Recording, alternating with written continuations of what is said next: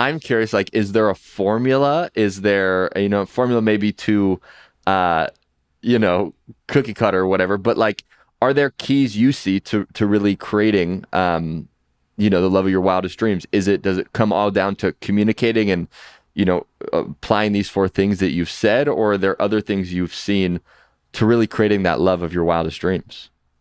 Well, I think there's so many things that gone into it. So like part one is when I met this man, he just lit up my soul. And so I think that there's Yeah. some people that you meet them and you connect and you spark and it's amazing. So the start was easy. Like the start in Yeah. most relationships, the start is easy. Then it wasn't easy anymore. And so that's where I hit the relationship research. And so yes, it's avoiding those four horsemen. Absolutely. I mean, that is one of the key things to work on. It's listening first, like really being a good listener. And like I do this all day for a living, and it's hard to do sometimes when I stop doing it. I go downstairs and I become a real person. And then sometimes I don't get he gets me after I've listened all day. So I'm not always my best self. So I have to remember to listen to him too. The Yeah. relationship research. So the Gottmans, again, they have what they call six small things often that couples can focus on. That's about 6 hours a week. That has been shown in the longitudinal research that happy couples do just kind of spontaneously, that they figured it out. So they're little things like departures. So when you say goodbye to your partner in the morning, you say goodbye with like a kiss or a hug, or you actually say goodbye to them. And if you can, you remember something about their date, like, oh, hope your meeting with so-and-so goes great at 4 today. Let me know how it goes. So you remember something. It's just a quick goodbye that takes 2 minutes. Yeah. It's 5 minutes a day of touching, physical contact, nurturing touch. So this could mean sex, but it doesn't need to be. So it could mean snuggling on the couch, holding hands, touching your partner as you walk by them.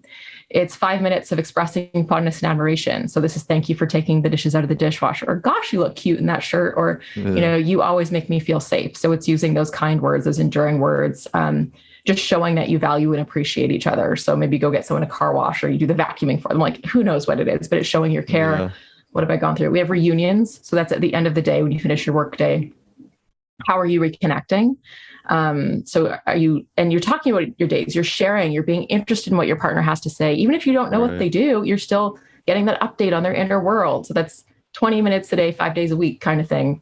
Yeah. What's the other one? We have what they call the State of the Union. I like to call this addressing issues, but where you sit down and you run the business of your relationship once a week. And so you talk about what's not gone well, what's gone well, is there anything that needs to be addressed? You don't have to ruin like a fun date moment with talking about the kids' Right. school bus, or like that you forgot to unload the dishwasher when you said we could have your date, and that on your business meeting of your relationship, you'll address it then. So you don't have to ruin every moment with something Yeah. that's going wrong.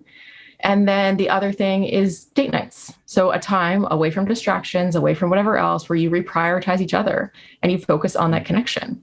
And so my husband and I mean, I have these things in the back of my head, and I try as much as possible in our relationship Yeah. to show up as his wife and not his therapist. And people always joke like, oh, what's it like to be married to you? And people ask him like, what's it like to be married to her? I don't therapize my poor husband. Like he is my husband and I'm a person, Yeah. but one of the pros and cons of being married to me is I have all these things in my head.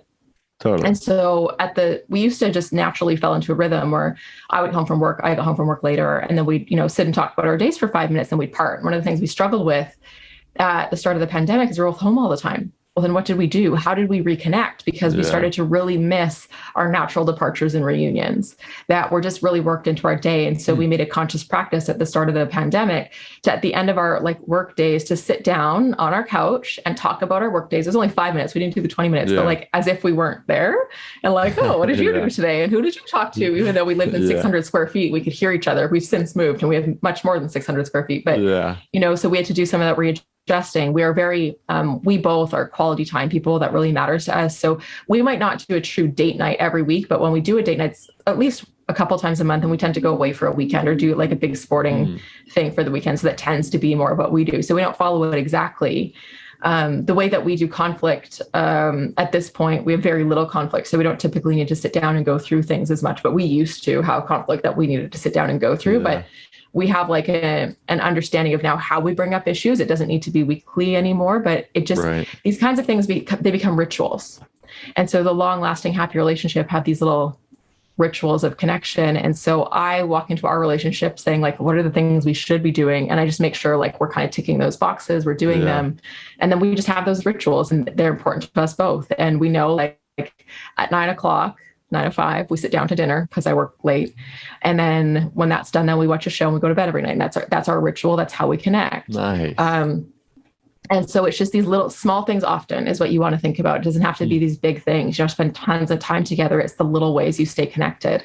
So I think if I was thinking about for other couples, is there a formula? Like a loose formula? Yes. It's called The Small Things Often. I have it actually as a freebie on my website. It's called 6 Small Things Successful and Loving Couples Do. And I do have it as a download, so I can give you the link and then you can share it with people. And it goes off for how many minutes you have to do those things for and what those 6 things are. And so, like I said, you don't have to do them like exactly in that formula in your relationship. You can adapt it to your relationship. Like my husband and I adapt it to ours. But I think just having that knowledge in my head has helped direct me to where do we need to work on, especially at the start of the pandemic. We had to reestablish all of our rituals because all of the good ones we had went astray. That was really helpful for me to rely back on.